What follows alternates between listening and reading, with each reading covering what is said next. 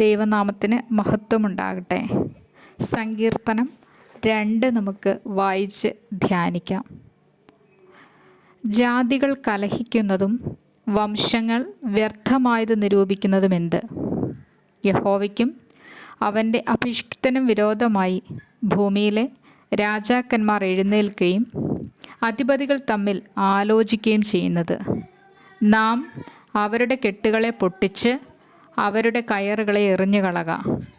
സ്വർഗത്തിൽ വസിക്കുന്നവൻ ചിരിക്കുന്നു, കർത്താവ് അവരെ പരിഹസിക്കുന്നു. അന്ന് അവൻ കോപത്തോടെ അവരോട് അരുളി ചെയ്യും, ക്രോധത്തോടെ അവരെ ഭ്രമിപ്പിക്കും. എൻ്റെ വിശുദ്ധ പർവ്വതമായ സിയോനിൽ ഞാൻ എൻ്റെ രാജാവിനെ വാഴിച്ചിരിക്കുന്നു. ഞാൻ ഒരു നിർണയം പ്രസ്താവിക്കുന്നു. യഹോവ എന്നോട് അരുളി ചെയ്തത്, നീ എൻ്റെ പുത്രൻ, ഇന്നു ഞാൻ നിന്നെ ജനിപ്പിച്ചിരിക്കുന്നു. എന്നോട് ചോദിച്ചു കൊള്ളുക, ഞാൻ നിനക്ക് ജാതികളെ അവകാശമായും ഭൂമിയുടെ അറ്റങ്ങളെ കൈവശമായും തരും. ഇരുമ്പുകോൽ കൊണ്ട് നീ അവരെ തകർക്കും, കുശവൻ്റെ പാത്രം പോലെ അവരെ ഉടയ്ക്കും. ആകയാൽ രാജാക്കന്മാരെ ബുദ്ധി പഠിപ്പിൻ, ഭൂമിയിലെ ന്യായാധിപന്മാരെ ഉപദേശം കൈക്കൊള്ളുവിൻ. ഭയത്തോടെ യഹോവയെ സേവിപ്പിൻ, വിറയലോടെ ഘോഷിച്ചുല്ലസിപ്പിൻ. അവൻ കോപിച്ചിട്ട് നിങ്ങൾ വഴിയിൽ വെച്ച് നശിക്കാതിരിപ്പാൻ പുത്രനെ ചുംബിപ്പിൻ. അവൻ്റെ കോപം ക്ഷണത്തിൽ ജ്വലിക്കും. അവനെ ശരണം പ്രാപിക്കുന്നവരൊക്കെയും ഭാഗ്യവാന്മാർ. ദൈവത്തിന് മഹത്വമുണ്ടാകട്ടെ. ദൈവം ഇതിൽ നമ്മോട് പറഞ്ഞിരിക്കുന്നത്, നിങ്ങൾ യാചിക്കുക, നിങ്ങൾ എന്നോട് ചോദിച്ചു കൊള്ളുക, ഞാൻ നിനക്ക് ജാതികളെ അവകാശമായി ഭൂമിയുടെ അറ്റങ്ങളെ കൈവശമായും തരും.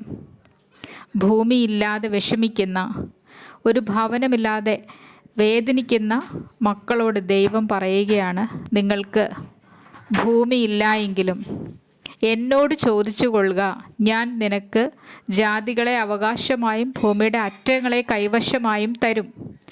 നിങ്ങൾക്ക് സ്വന്തമായി ഒരു ഭൂമിയിൽ ജീവിക്കുന്നതിന് ദൈവം പറഞ്ഞ് എന്നോട് ചോദിച്ചു കൊള്ളുക.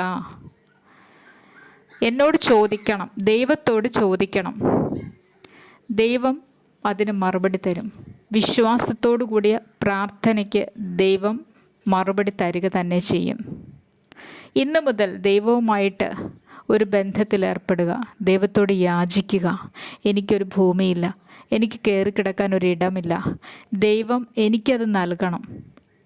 എൻ്റെ വിശ്വാസം അതിന് തക്കതായി തീരണം, എന്നെ അതിനാക്കി ഉപയോഗിക്കണം. ദൈവത്തിങ്കിലേക്ക് ചേരുന്നതിന്, ദൈവവുമായിട്ട് അടുക്കുന്നതിന് എനിക്ക് കഴിയണം. ഓരോ സമയവും നമ്മുടെ ആവശ്യങ്ങൾ ദൈവത്തോട് അറിയിക്കണം.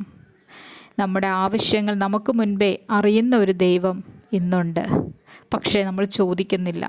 നമ്മുടെ ആഗ്രഹങ്ങളെ ദൈവത്തിനറിയാം, നമ്മൾ ചോദിക്കുന്നില്ല. ഇന്ന് പ്രാർത്ഥിക്കുക, ദൈവം പ്രവർത്തിക്കുക തന്നെ ചെയ്യും.